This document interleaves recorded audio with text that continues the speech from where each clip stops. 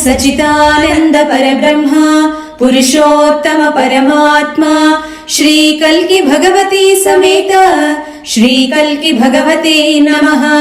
ओम सच्चिदानंद परब्रह्म पुरुषोत्तम परमात्मा श्री कल्कि भगवती समेत श्री कल्कि भगवते नमः। ओम सच्चिदानंद परब्रह्म पुरुषोत्तम परमात्मा श्री कल्कि भगवती समेत श्री कल्कि भगवते नमः।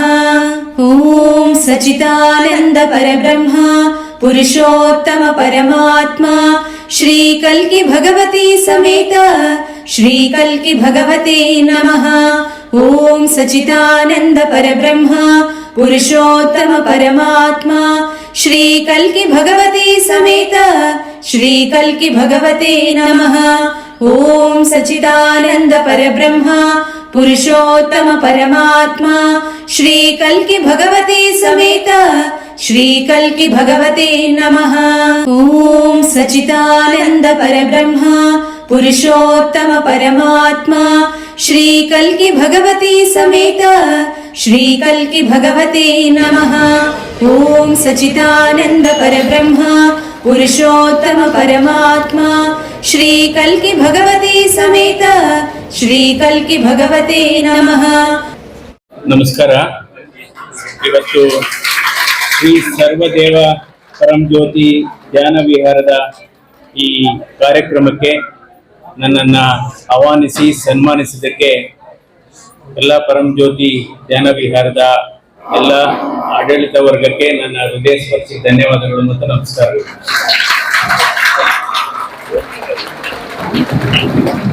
ಇದು ಕೇವಲ ಸರ್ವದೇವ ಪರಂಜ್ಯೋತಿ ಅಲ್ಲ, ಇದು ಸರ್ವ ಧರ್ಮಗಳ ಪರಂಜ್ಯೋತಿ ಅಂತ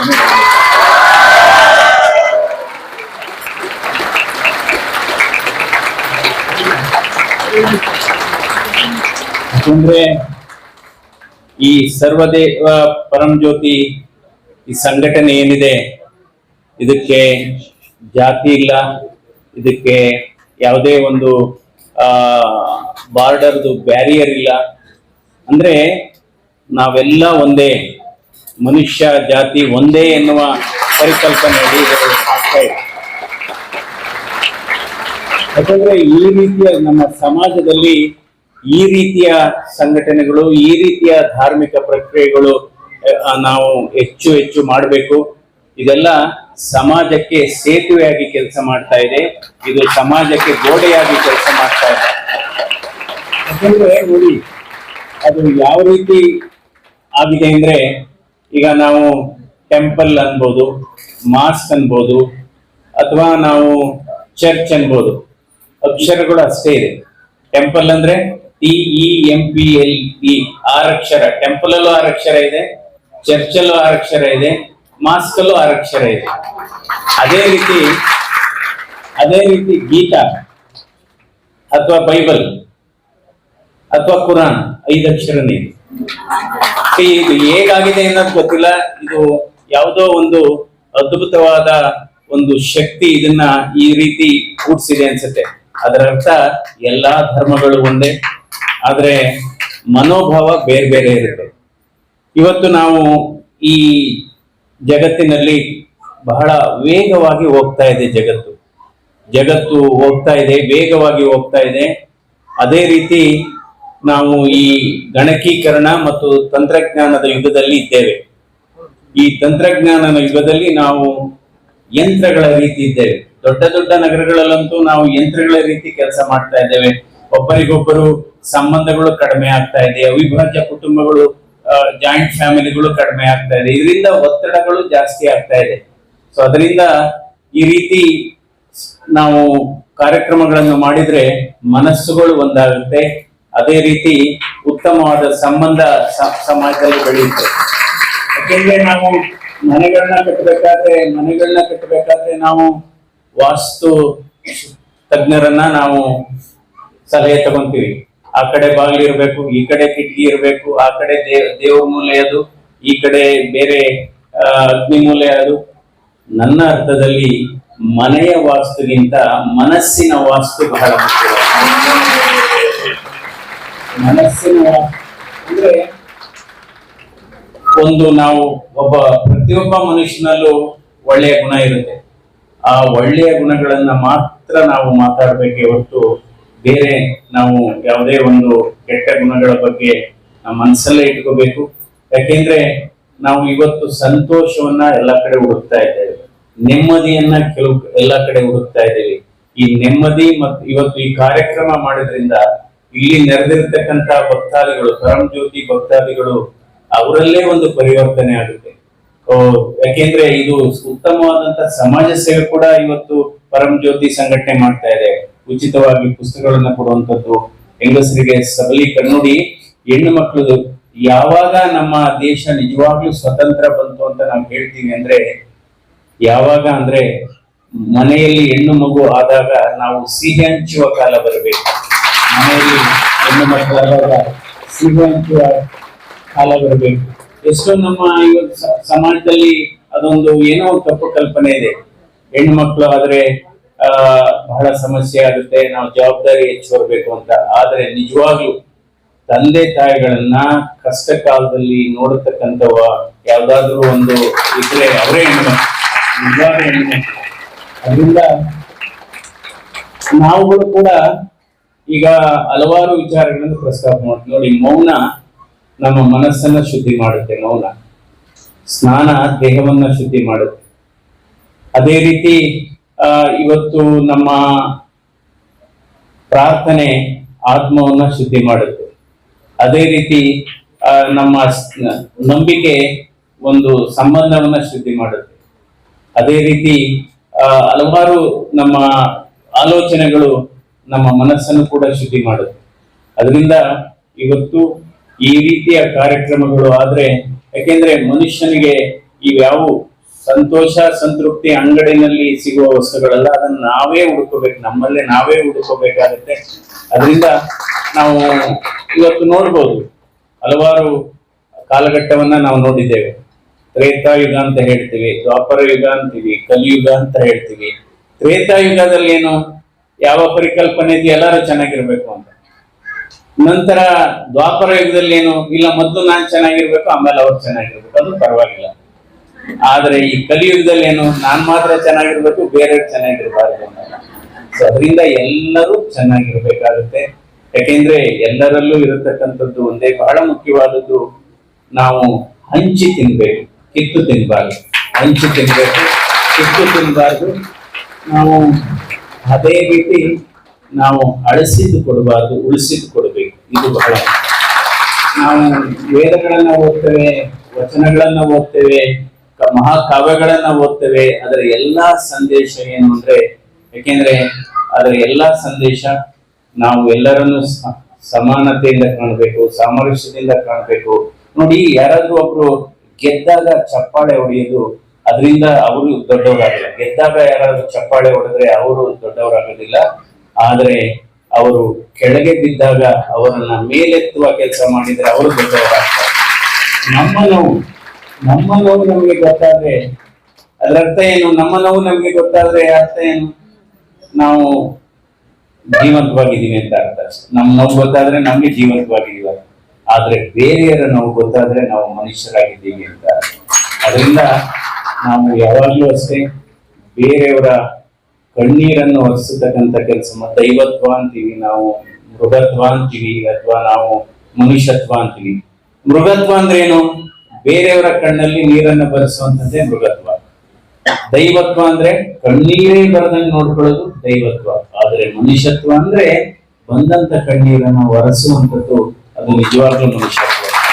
ಈ ರೀತಿ ಅಂದ್ರೆ ನಾವು ಇಂತಹ ಕಾರ್ಯಕ್ರಮಗಳಲ್ಲಿ ಪಾಲ್ಗೊಂಡ ಮೇಲೆ ನಾವು ಆಯ್ತು ಹಲವಾರು ಮಹಾತ್ಮರ ಹೆಸರಲ್ಲಿ ಜಯಂತಿಯನ್ನ ಆಚರಣೆ ಮಾಡ್ತೇವೆ. ಇವತ್ತು ಗಾಂಧಿ ಜಯಂತಿ, ಅಂಬೇಡ್ಕರ್ ಜಯಂತಿ, ಅಥವಾ ದೊಡ್ಡ ದೊಡ್ಡ ಸಾಧಕರು ಬಸವ ಜಯಂತಿ, ಬುದ್ಧರ ಜಯಂತಿ. ಅಂದ್ರೆ ಬರೀ ಜಯಂತಿಗಳನ್ನ ಆಚರಣೆ ಮಾಡೋದ್ರಿಂದ ಪ್ರಯೋಜನ ಆಗೋದಿಲ್ಲ. ಅವರ ತತ್ವ ಸಿದ್ಧಾಂತವನ್ನ ನಾವು ಅಳವಡಿಸ್ಕೋಬೇಕು. ಆವಾಗ ಅದಕ್ಕೆ ನಾವು ನಿಜವಾಗ್ಲೂ ಒಂದು ಅರ್ಥ ಬರುತ್ತೆ. ಅದರಿಂದ ನಾವು ನಿಜವಾಗಿ ನಮ್ಮನ್ನ ಕಾಪಾಡೋದು ಯಾವುದು? ಹಣ ನಮ್ಮನ್ನು ಕಾಪಾಡಲ್ಲ ಯಾವಾಗ್ಲೂ, ಅಧಿಕಾರ ಯಾವಾಗ್ಲೂ ಕಾಪಾಡೋದಿಲ್ಲ ನಮ್ಮನ್ನ. ಸೊ ಇನ್ಫ್ಯಾಕ್ಟ್ ನಾವು ಅದನ್ನ ನಾವು ಕಾಯ್ಕೊಂಡು ಕುತ್ಕೋಬೇಕಾಗುತ್ತೆ. ಆದ್ರೆ ನಮ್ಮನ್ನ ನಿಜವಾಗಿ ಕಾಯುವಂಥದ್ದು ಯಾವ್ದಪ್ಪ ಅಂದ್ರೆ ಪ್ರೀತಿ, ವಿಶ್ವಾಸ, ನಂಬಿಕೆ, ಪರೋಪಕಾರಿ ಮನೋಭಾವ. ನೀವು ಯಾವಾಗ್ಲೂ ಅಷ್ಟೇ ನಮ್ಮ ತಂದೆ ತಾಯಿಗಳನ್ನ ನಾವು ಚೆನ್ನಾಗಿ ನೋಡ್ಕೊಂಡ್ರೆ, ಗುರು ಹಿರಿಯರನ್ನ ಮನೆಯಲ್ಲಿ ಇರ್ತಕ್ಕಂಥ ಹಿರಿಯರನ್ನ ನಾವು ಚೆನ್ನಾಗಿ ನೋಡ್ಕೊಂಡ್ರೆ, ಅಂತವರ ಮನೆಯಲ್ಲಿ ದೇವರೇ ಬಂದು ವಾಸ ಮಾಡ್ತಾನೆ. ಅಂತವರ ಮನೆಯಲ್ಲಿ ದೇವರೇ ಬಂದು ವಾಸ ಮಾಡ್ತಾನೆ. ಆದ್ರೆ ಈ ಜಗತ್ತು ಬದಲಾವಣೆ ಆಗ್ತಾ ಹೋಗ್ತಾ ಇದೆ.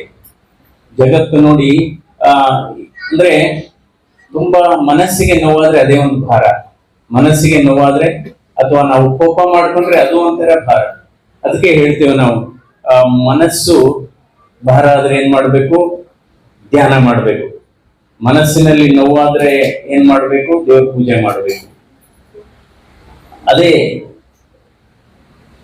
ನಿಮ್ಮ ಶರೀರದ ತೂಕ ಜಾಸ್ತಿ ಆದ್ರೆ ಏನ್ ಮಾಡ್ಬೇಕು? ವ್ಯಾಯಾಮ ಮಾಡ್ಬೇಕು. ಶರೀರದ ತೂಕ ಜಾಸ್ತಿ ಆದ್ರೆ ವ್ಯಾಯಾಮ ಮಾಡ್ಬೇಕು. ಮನಸ್ಸಿನ ತೂಕ ಜಾಸ್ತಿ ಆದ್ರೆ ಧ್ಯಾನ ಮಾಡ್ಬೇಕು. ಅದೇ ರೀತಿ ಜೇಬಿನ ತೂಕ ಜಾಸ್ತಿ ಆದ್ರೆ ದಾನ ಮಾಡ್ಬೇಕು.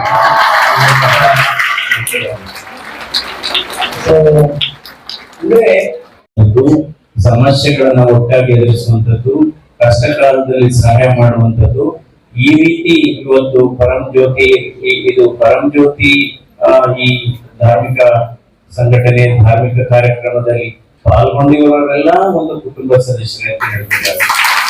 ಬೇರೆ ಬೇರೆ ಭಾಗದಿಂದ ಬಂದಿರ್ಬೋದು, ಬೇರೆ ಬೇರೆ ಧರ್ಮಗಳಿಂದ ಬಂದಿರ್ಬೋದು. ಇವತ್ತು ಪರಂಜ್ಯೋತಿ ಈ ಧಾರ್ಮಿಕ ಕಾರ್ಯಕ್ರಮದಲ್ಲಿ ಇರುವವರೆಲ್ಲ ಒಂದು ಕುಟುಂಬ ಸದಸ್ಯರ ಅಂತ ಹೇಳ್ಬೇಕಾಗುತ್ತೆ. ಕೊನೆಯದಾಗಿ ನಾನು ಹೇಳ್ತೇನೆ, ಉತ್ತಮವಾದಂತಹ ಆರೋಗ್ಯವನ್ನ ಕಾಪಾಡ್ಕೋಬೇಕಾದ್ರೆ ನಾವು ಸುಮಾರು ಔಷಧ ಅಲ್ಲದ ಔಷಧಿಗಳನ್ನ ನಾವು ಇಟ್ಕೋಬೇಕಾಗುತ್ತೆ. ಔಷಧ ಅಲ್ಲದ ಔಷಧಿಗಳು ಯಾವ ಔಷಧ ಅಲ್ಲದ ಔಷಧಿಗಳು? ಮೊದಲನೇದು ಬಿಸಿಲು. ಬಿಸಿಲಿಗೆ ಹೋದ್ರೆ ನಿಮ್ಗೆ ವಿಟಮಿನ್ ಡಿ ಸಿಂಥಸೈಸ್ ಆಗುತ್ತೆ.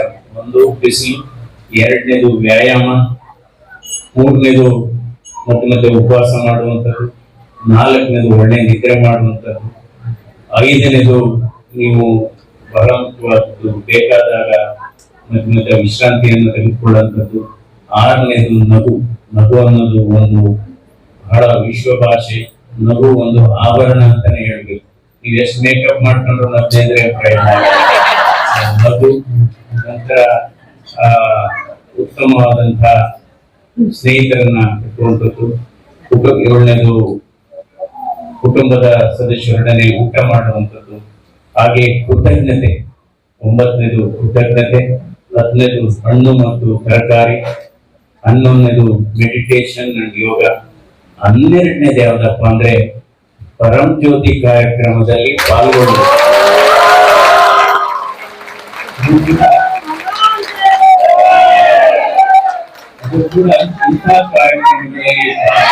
ಇಂತಹ ಕಾರ್ಯಕ್ರಮಗಳಲ್ಲಿ ಪಾಲ್ಗೊಳ್ಳಲು ಕೂಡ ಔಷಧ ಅಲ್ಲದ ಔಷಧಿ.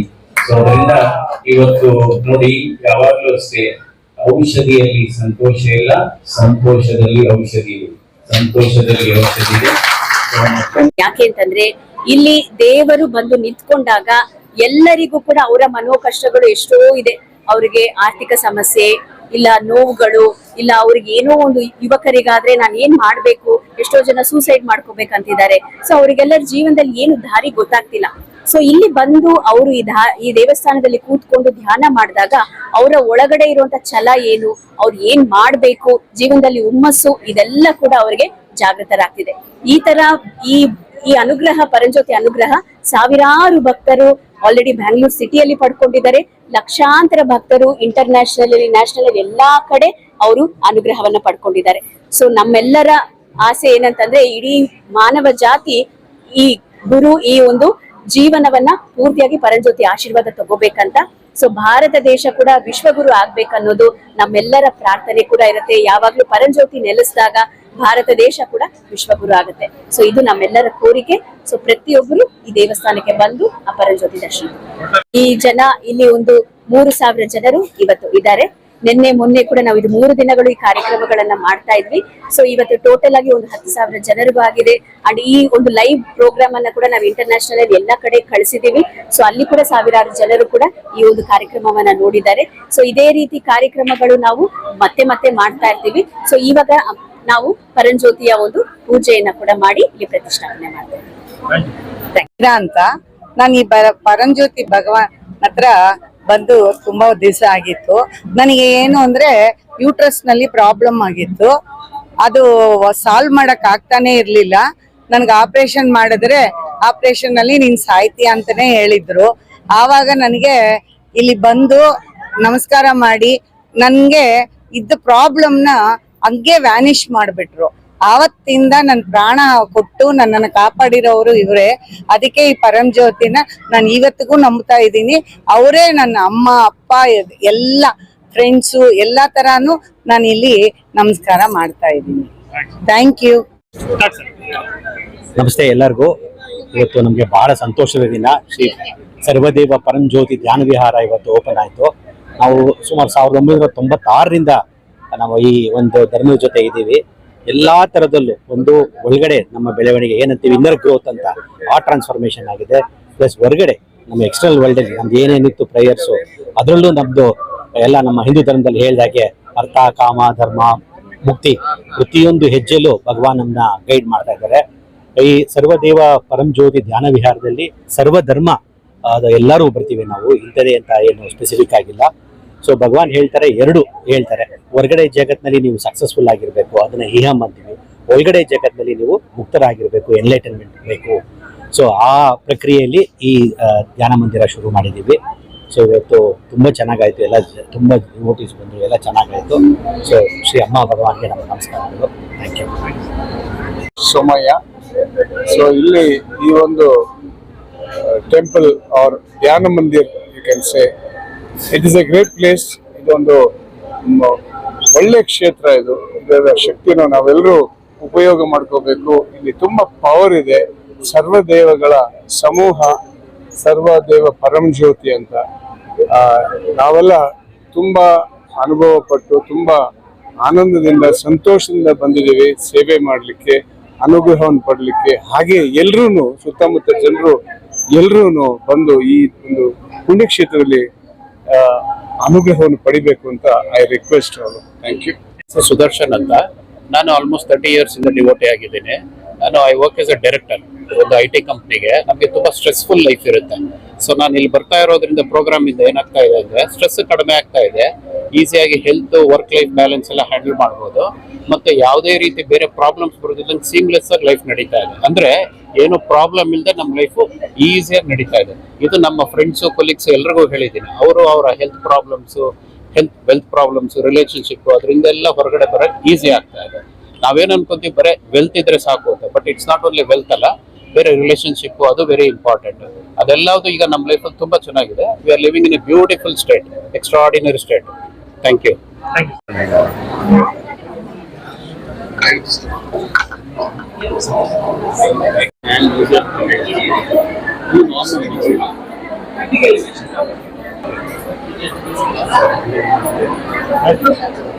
ಓಕೆ.